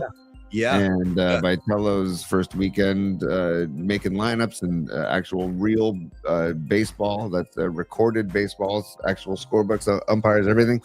Different lineups, by the way, all 3 days. They're playing the A's right now, but 3 different lineups all 3 days. Bader led off on Saturday. Arise led off yesterday. I think Arise is leading off again today. But anyways, Andrew Bagley had this to say about the weird triple play that happened. If you saw it, actually, you know what? Should we just show it, Paulie? Sure. Yeah. Why not? Why not? Let me get to it real quick. Because the triple play, if you didn't see it over the weekend, was that yesterday? In Scottsdale, at Scottsdale Stadium. How good did Scottsdale look, by the way? God, it looked amazing. Here it is. Bobby Knight throwing a chair, by the way. That's in there too. Right. There's a lot of stuff in bookmarks. Yeah. But here's the triple play, real quick. Okay. It's a pop fly. Here we go. Here's the pitch now. There's a fly ball into shallow right center field. That's going to fall beyond anybody for a base hit.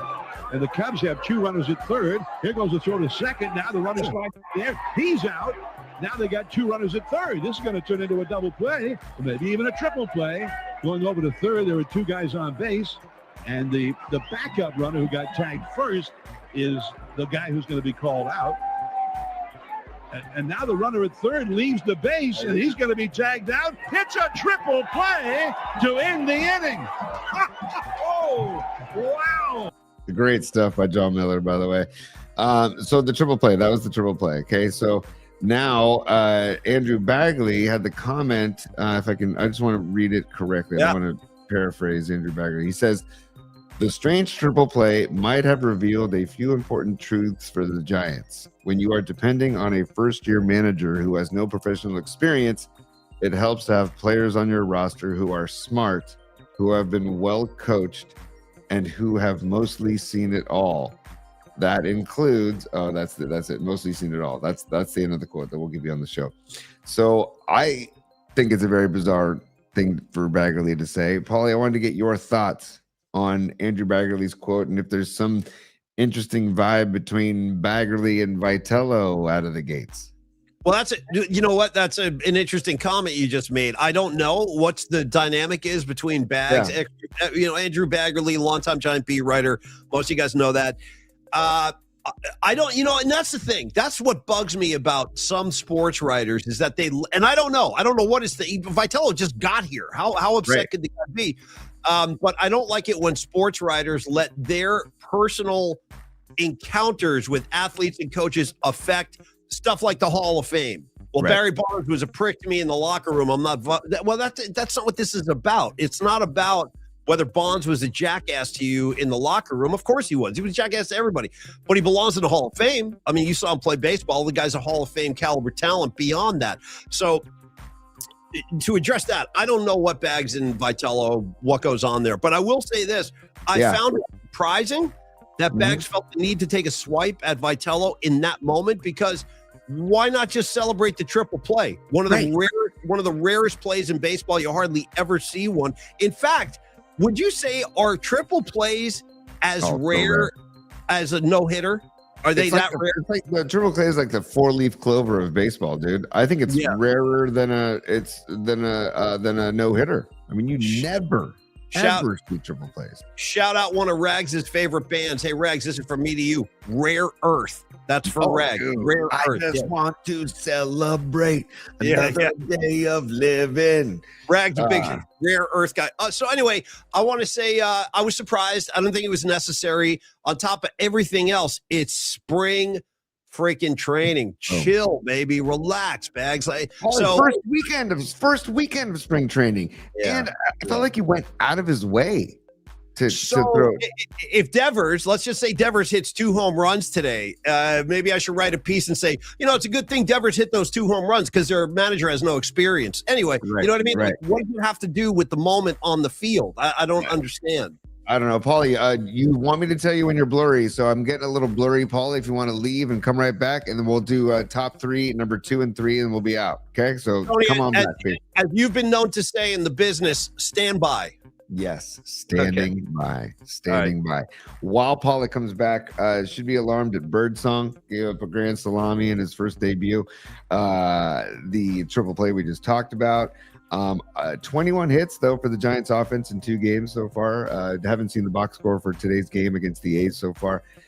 Pitching staff, 7 runs in 2 games. That's fine. But what was it? 17 walks in 2 games. I know a lot of them were by minor leaguers that are trying to make the roster, but 17 walks by the Giants pitching staff. Don't need that. I did like Robbie Ray, Seymour, Tristan Beck, 3 scoreless innings between the 3 of them. So I did like that in spring training, and I liked seeing Bader and Arise in the leadoff spot. Paulie, welcome back to the program. All right, shout out to Escobar Cheeks the third, dude. I was coming back in. The first thing I see is a comment from Cheeks. He goes, "If I see Bags, I'll handle them myself." Dude, don't rough him up, Escobar. Let him do his thing. But you made me laugh. That was funny. I love it. So that was number 2 of Tony's top 3. But Paulie, really quickly, over the weekend there was an emergency warning at Scottsdale Stadium in the first inning.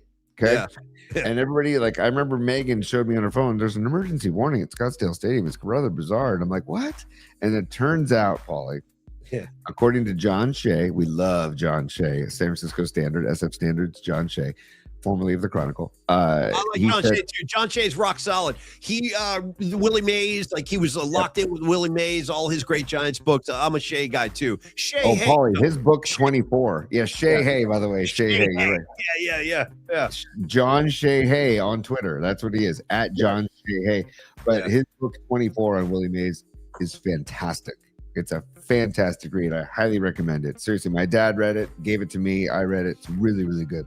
Especially the early Mays, Birmingham Barons stuff. Really good stuff. Yeah. And Shea, I'm just saying this about Shea, is he's just a good dude. I've always enjoyed John Shea. I don't know him that well, but every time I see him, he's super cool. And some of those baseball writers kind of have an elevated, I think, sense of themselves, if I may, to be honest with you. But Shea is not one of those guys. Shea's a really cool dude. I like Shea. Dude, yeah, me too. And hold on a second, Paulie. Mark Gravy Graves, I love doing the homework. Did Robot Centaur and the Centaur Sports Desk put you up to this, dude? I hope so. Mark Gravy Graves did some homework. He found out that because I said that the triple plays are the 4-leaf clover of baseball and they're rarer than no-hitters. I'm completely wrong. 733 triple plays, 316 no-hitters. So, dude, thank you for doing the homework, Gravy Graves. It's flip-flop. The no-hitter is the 4-leaf clover. But your point is taken, Tony. I've never seen a triple play in person. I've never seen one. I've never seen a no-hitter either, which sucks. Have you ever seen a no-hitter or a triple play at a game? I did Jonathan Sanchez no-hitter. No, you were at that game? Yeah, Nice. Jonathan Sanchez, that's wild. God, I remember exactly where I was that night. I remember, and remember his dad was in the seats. Jonathan Sanchez's father was there. That was amazing. Dude, shout out Johnny Ches, brother. You're rocking number 57. You know what I mean? Clearing the benches in Philly during the playoffs. I don't know if you remember that. He hit somebody. Something happened. The benches emptied. Good old Ches, dude. Johnny Ches. Hey, listen, you can't have 2010 without Jonathan Sanchez. I'm just throwing that out there. He was a part 100%, dude. And also, Scarlet Fire saying that she saw a perfect game. That's pretty badass. I would have loved to have been Matt Cain's perfect game. That would have been incredible. So you ready for this? Ready for this one, Tony? One of the moments I'm not proud of, and believe me, there are many of them, folks. I gave tickets away to my buddy Brian Connors for the Matt Cain perfect game because I had tickets. Was Connors there? Was BC there? He did. He got to see it. Yeah, which is nice because he's done so many things. He had me on stage at Grateful Dead shows. If there was anybody I was going to do that for, I'm glad it was him. But I remember the reason I didn't go to that game is because Murph and I had to get up like super early, earlier than usual, because it was the U.S. Open out at what's the golf club out there by the ocean? Was that San Francisco Golf Club? The one out Olympic by Olympic Club. No, I don't think it was Olympic. Where you guys? Merced Country Club? Yeah. Isn't it called? I don't know what. I'm not a. You guys can tell I'm not a golfer, but anyway, Murph and I had to be on the grounds like extra early, so I'm like, screw it, I gave the tickets away, and then Was it Presidio? No. Oh, Harding. Thank you, Harding. Oh, Harding. Yeah, Harding. Yeah. Anyway, yeah. But anyway, no, you guys know I had him in my head. Thanks to Harding, I'm blaming Harding. I'm going to blame golf for that one. So I gave the tickets to BC. I missed Matt Cain's perfect game. What are you going to do? And dude, the diving catch by what's his name? God, I'm thinking on the center fielder. Blanco, dude. Blanco. Thank you. Not only that, how about the final put out of the game? My man Arias at third with a tough. That was a tough play, dude. He backhands it, goes the length of the diamond, and that was an amazing throw. Brandon Belt was always solid at first with the glove, so what a memory. God bless the those giraffe, Paul. You mean the giraffe, right? The giraffe. Well, Tony, I believe it's the baby giraffe. Let's be baby giraffe. This is true. By the way, I saw random pictures that Brandon Crawford was like being celebrated at the Suns game in Phoenix over the weekend. So that was cool. He's wearing a 35 Suns jersey over the weekend. How's his hair doing? Long and curly, and glorious. Glorious. Yes, handsome man, Brandon Crawford. He is. Paulie, so moving on. So I was going to say the emergency. What was it? The emergency situation, the emergency warning at Scottsdale Stadium was because somebody was smoking in the restroom. Oh, beautiful. Scottsdale Stadium. I endorse it. Paulie, yeah, right, exactly. I endorse it. You need to smoke. Is there a safer place to be lighting one up than the restroom? I mean, I don't know. You're not affecting those. Well, although I guess if you're in there to take a leak and someone's firing down although I wouldn't complain. You're near faucets. You're near toilets. You're near vents in there. Sucking the air. I would actually. I know you guys are going to not dig this, but if I was in the bathroom and I looked over and the guy next to me was firing a butt down, I'd be like, nice, dude. Nice. I just appreciate the gangster. Oh. Yeah, okay. Well, I might say, I shouldn't say that. I wouldn't say that. Okay. Take us where we need to go, Tony. I know what's coming. I know what this is. Go ahead. Yeah. So we showed Twisted Sisters earlier, their little video, the little movie before I Want to Rock, and Dee Snider and the gang. JJ French took over the classroom. JJ French. Yeah. This is an honor. Tony, not to be sorry, but if you're talking French, not to be confused with Animal Mark Mendoza. Go ahead. Dude. Mark Mendoza, I'm built like Mark Mendoza. He's about 5'5", and he's just hairy. He's all hairy and stuff. Yeah. Mendoza, bro. Was he a bass player? Was he on bass? Yeah, he was on bass because JJ French was leading the way. I'm gonna pause the Ducks real quick because we've got to enjoy, because the emergency warning at Scottsdale Stadium was because somebody was smoking in the boys' room. Paulie, beautiful. Let's go. Volume up. Like the dog wearing the pentagram. You saw that, 100%. Right? Did you hear the music? Oh, there's like a Satan drone going on there. Can you rewind that again? Is there any way to make this louder? I wish it could be a little louder. Yeah.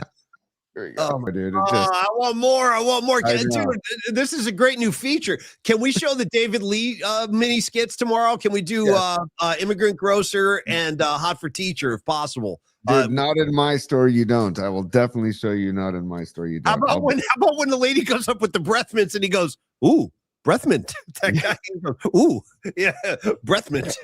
Yeah. We'll do that tomorrow. Tony, tremendous poll. I know we have to go. So let's give some. What? Pause. Paulie, we're going to do a quick.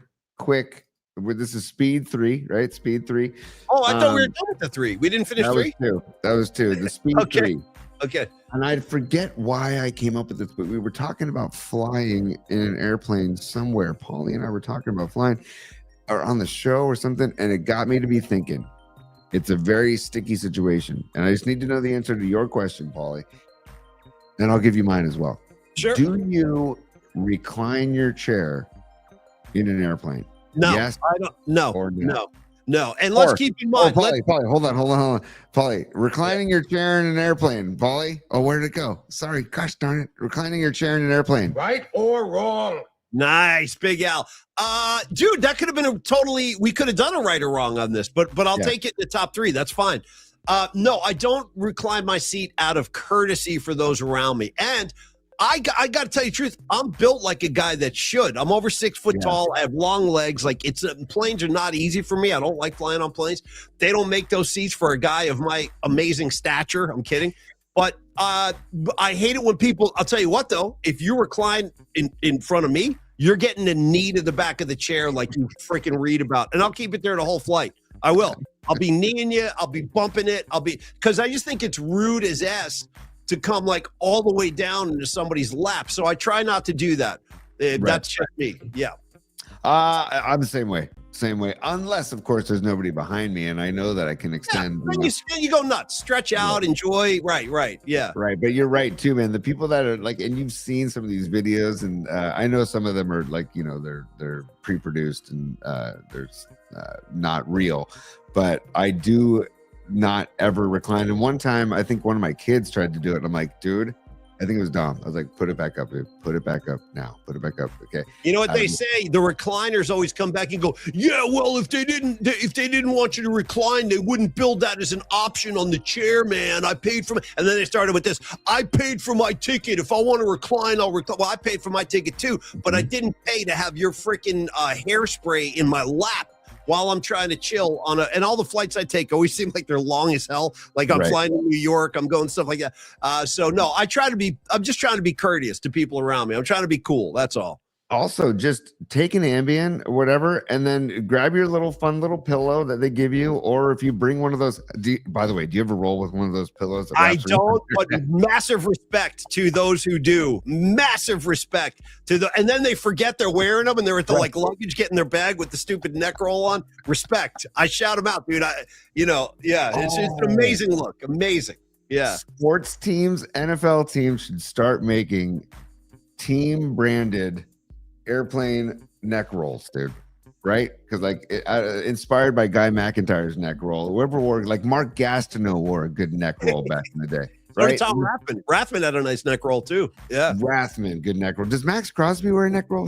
Nobody does anymore, dude. Yeah. Nobody wears neck roll. Rags, I think, wore a neck roll in high school. Rags, didn't you have a neck roll? I think you did. I love those things, dude. We should do a neck roll show where we all wear them, just sitting here with a neck roll on. Yeah. Oh my God, dude. It's great, man. So yeah, so we're anti-reclining on the airplane. It goes to show. Okay. Anti-reclining, right? How about in one of my favorite comedies of all time, Planes, Trains, and Automobiles with Steve Martin and John Candy? They're sitting next to each other on the plane. They don't even know each other. And freaking Candy just takes his shoes off. Yeah. And he goes, oh. He takes his shoes off. He goes, oh, my dogs are barking today. And Steve Martin's looking at him like, dude, he's like... Just such a great scene. Oh, it's incredible, dude. Incredible. Yeah. So no, please, out of respect for your neighbors, no reclining on the airplanes. Unless, like you said, there's nobody behind you, and know that nobody's going to be behind you. Karen Bell, don't get me going on this. She goes, when they're sharing a bed together at one part of these misadventures, and they're waking up in the morning, and Steve Martin goes, "Where's your hand?"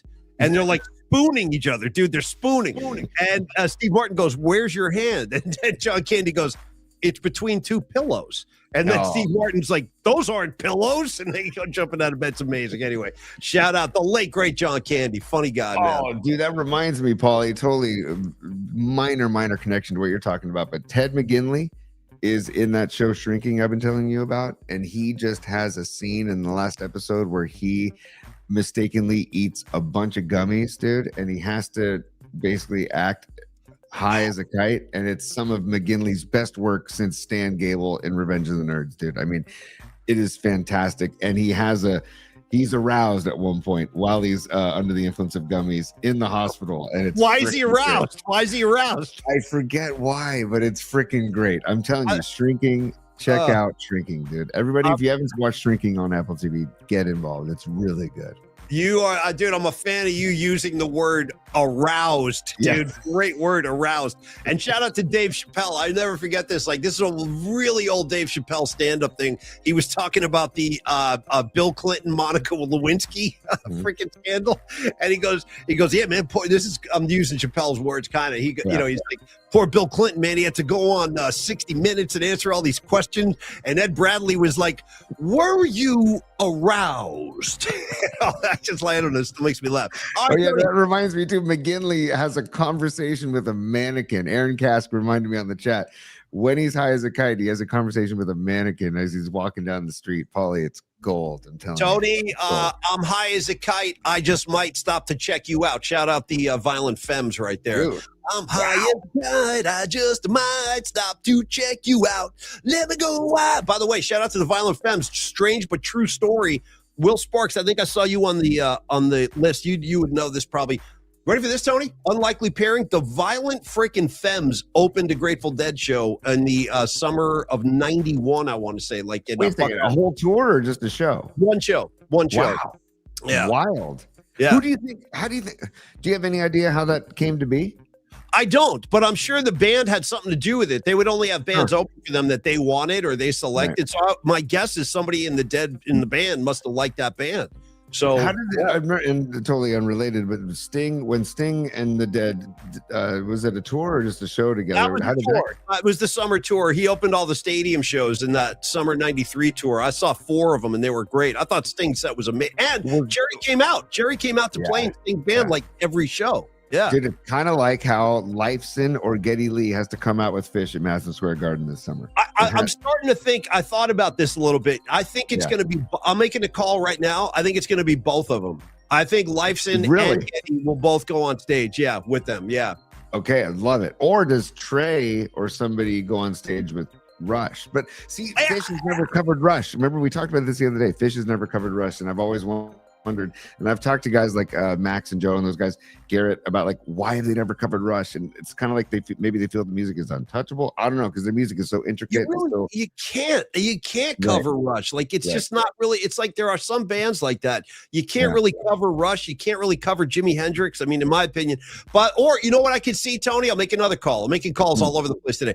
Trey Anastasio goes on stage with Rush, and here's this. I'm predicting right now the song that he would play, because it's got a huge jam in it and they can really extend it, is the song Working Man.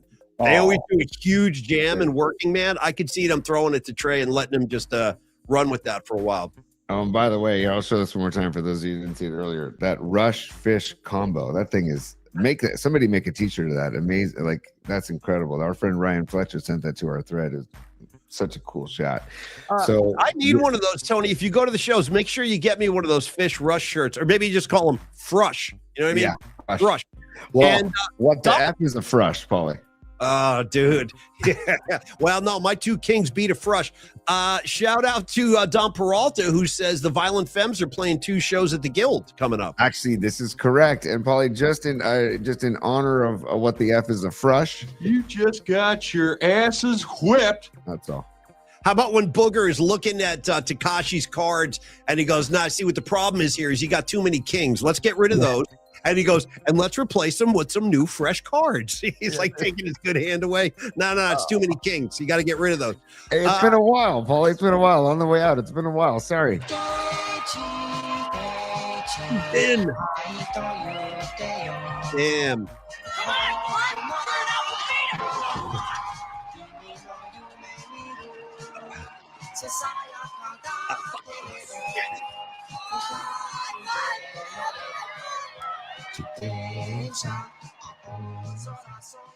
Nah, Tekashi on the tricycle, dude, for life. How you feeling, Tekashi? Oh, effing great. When he's chugging beers, effing great. All right, Tony, Longbridge Pizza, they're effing great too, aren't you guys?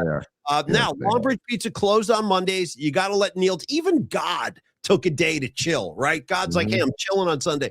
Don Peralta said, I'm going to chill on Mondays. So they're not open today, but the other 6 days of the week, this is where you want to be. All your pizza needs are addressed at Longbridge Pizza. For starters, I probably don't say this enough, but I know there are people out there who what was that? Sorry, Paulie. Sorry, that was my bad. What was that? What was that? It's a video I'm trying to queue up that Neil sent me of his son Nico. They went to the Warrior game. They were at the Warrior game. So nice. I'm trying to set it up, but keep going. I'll see if I can get it going. Yeah, it's all good. I was just gonna say, don't forget the Prince of Prosciutto, the Sultan of Slice. What was the other one? The Don of Dough, something like that. Anyway, Yeah. I want to say Longbridge Pizza has all of these different, like, if you have gluten problems, you have like dietary restrictions, they can address all that stuff. They got gluten-free options down there. Some people, like Creative Tony, leans towards the vegetarian side of life. They got you covered right there, no problem. But if you're a guy like Paulie Mack who eats anything in front of him, like I'll eat anything in my path, essentially, get on down to Longbridge, try the Paulie Mack particle pie, try the Nico. Tony just mentioned Neil's son Nico. His daughter Sophia has a pie. I like the Sophia pie, by the way. I like the Nico too. Before he introduced the Paulie Mack pie, I was eating a lot of Nicos down there. And then on Wednesdays, all the specialty sandwiches we talk about, Vinny's Gabagool, the drunken chicken, the chicken parm, the square pizza Tony's a monster fan of. Longbridgepizza.com, laid back vibe, serious pizza. Visit them on Instagram at Longbridge Pizza. Visit the webpage for orders for delivery if you live in the city, longbridgepizza.com. Tuesday through Sunday, 11 a.m. to 9 p.m. Join the Vibe Tribe and see why we always rave about these guys. And if you're lucky, you'll get to see Neil Donardi himself, because this guy, you got to have passion in life for the work that you do. Like Tony and I love doing this. This is what we do. Like this is what we do. And Neil has been put on this earth to make pizza. That's what he does. And he's damn serious. He's such a sweetheart, but he's not playing games in the kitchen. Like, he means business when he comes to serving his customers. So get on down there and see why we love him so much. 2347 3rd Street in the Dog Patch. Right up the street from Chase Center. And we're already talking about a little pre-Bruce Springsteen gig get-together at LBP, and then we'll all kind of migrate down the street. Now, I'll tell you what, Tony, for you, since I love you, when we have the Bruce pregame party, I will take a scooter to Chase with you. Yes. Only if you drive and I get to put my hands around your waist. I want to be riding shotgun with my arms around you. Can we accommodate that, or is it one man per scooter? I don't know the rules. Well, technically it's one man, but it's just a few short blocks. If we take some back roads, we'll stay off of the beaten path and stay out of trouble, stay out of harm's way. How great would it be to have video documentation of me with my arms around your waist while you're driving down 3rd on a scooter? It would just be a great visual, Yeah. I am pro Lime scooter getting through San Francisco. I'll do it in the East Bay. I'll do it wherever so I don't have to, flag a cab or get an Uber, or God forbid a Waymo without a driver these days. But Paulie, I wanted to show this video really quick because this Neil Donardi just sent this in, and they were at the game. Okay. The Nuggets Warriors game. They were at the win, and this is great stuff, man. So this is Neil Donardi, and if I can stand by, Paulie, I just want to get this. There it is. Stand by. Check out Nico, his son Nico.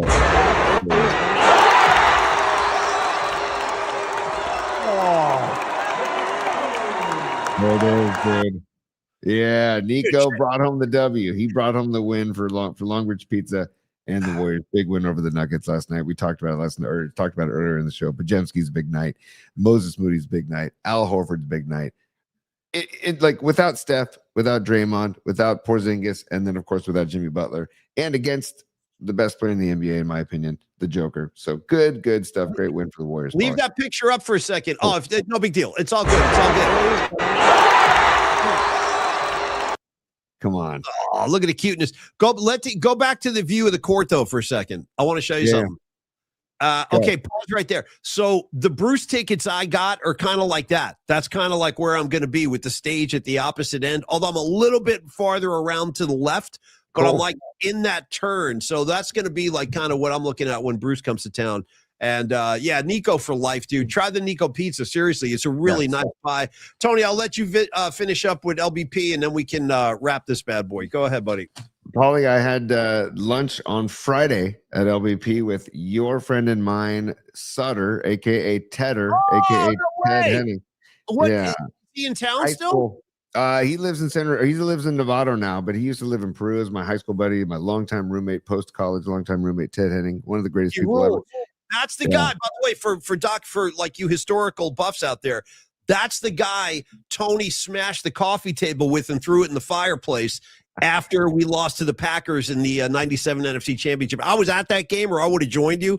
I would have burned the whole house down probably. But the fact that Tony and Sutter destroyed the coffee table and burned it in the fireplace, one of my favorite fan moments of all time. Respect. Yeah. That was a dark, dark time at 538 25th Avenue. Do you know what that place would be worth today, dude? Do you know how much they would rent that place? Tony lived in a freaking it's one of the biggest.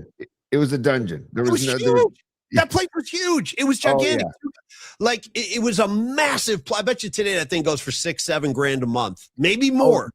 Maybe more. It was 3 bedrooms. So you're talking about the one on 10th and Geary. I was talking the one on 25th Avenue, but the one on 10th and Geary. Yeah, that was 3 bedrooms, and we paid $1,500 total a month.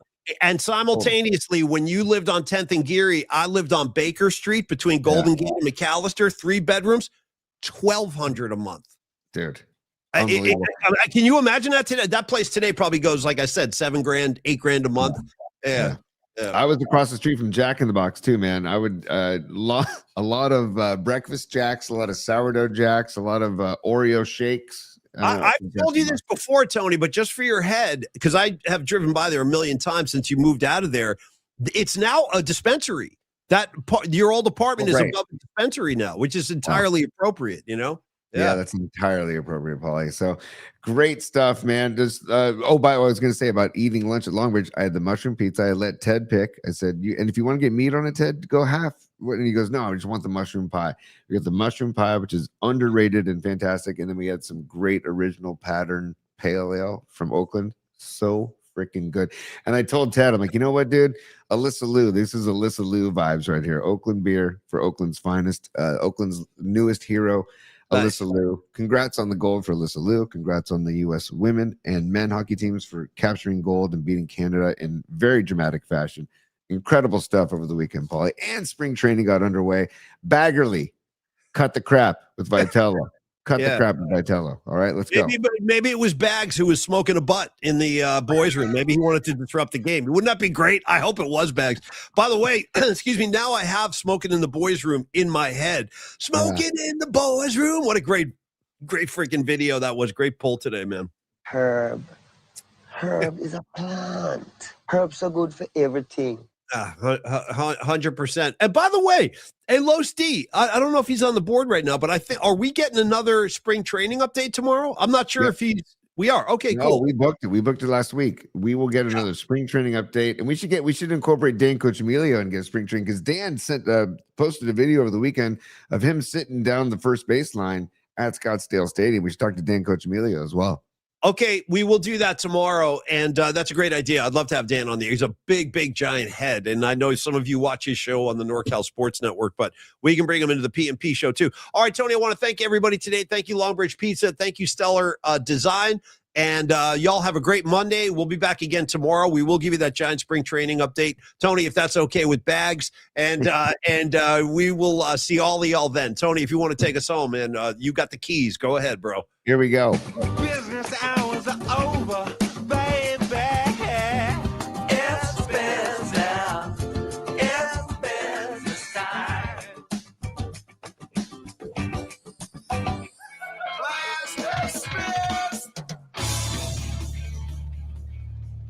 All right, y'all, keep the scene clean. Have a beautiful Monday. Thank God the sun is out today. Nice little change of pace. Rags, I feel for you, my Jersey brother. Dig that S out. Dig your car out and stay put. Get a little fireplace scene going on there, and you enjoy yourself. Just don't go out on the roads. I saw the footage. It looks horrible back there. Tony, great job today, and we'll see all of y'all tomorrow at high noon. Yes, Paulie, happy birthday to Howard Jones, and happy birthday to Ed Too Tall Jones in honor of Rags today. Happy birthday, Ed Too Tall Jones, Paulie. On the way out tomorrow at high noon. Looking forward to it. And we'll get Scottsdale updates from Dan and Los, or one of the two. So be looking forward to it. Rock and roll. See everybody tomorrow at high noon. Cheers, y'all. Peace.